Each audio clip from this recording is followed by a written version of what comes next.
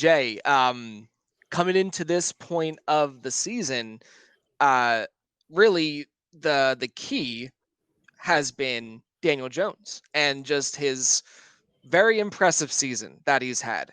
Limiting turnovers, really getting it done on the ground.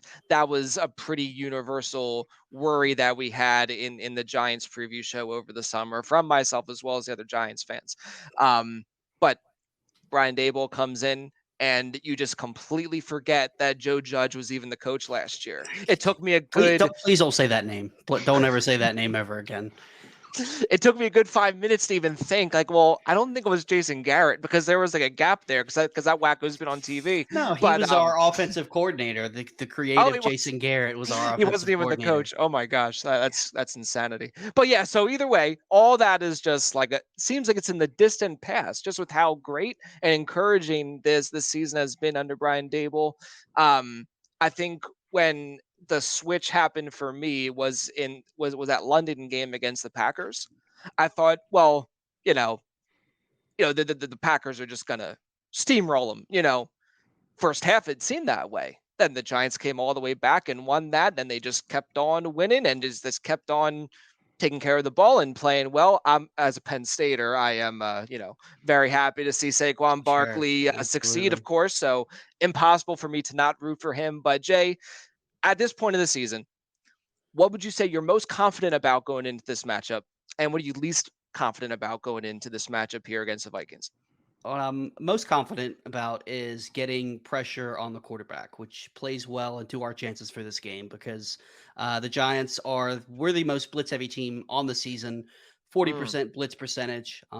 There was not another team that was over 35% blitzing this season, and Kirk Cousins' completion percentage goes way down when he's pressured.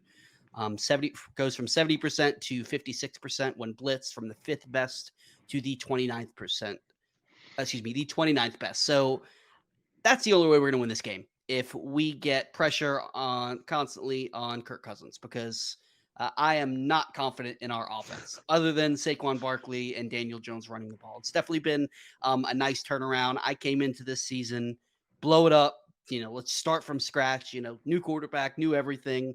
But it's amazing. And yeah, I know you've seen this with the Philadelphia Eagles. It's amazing when you have a front office and a coaching staff that builds an offense around the talent that they have.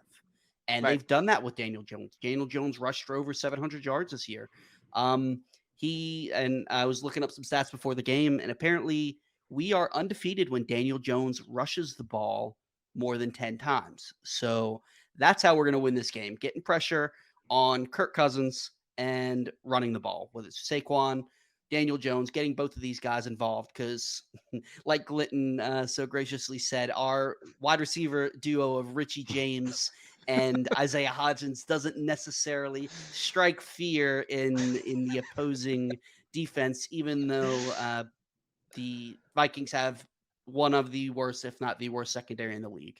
That's not me talking junk. It's just facts, unfortunately. But yeah, they've been struggled against running backs who can catch the ball as well. So um, only way we're going to win this game, getting pressure on Kirk Cousins and run the ball, run the ball, run the ball. Run the ball, Keep, eat up the clock, and keep him off yep, the field. keep Yeah, keep Justin Jefferson, T.J. Hawkinson, Dalvin Cook off the field. for sure, for sure. Okay, yeah, I think that's very logical. I'm definitely I'm looking forward to this one again. Just as an Eagles fan, I may be facing one of them, in the future here. So yeah, we'll see how it goes. Now,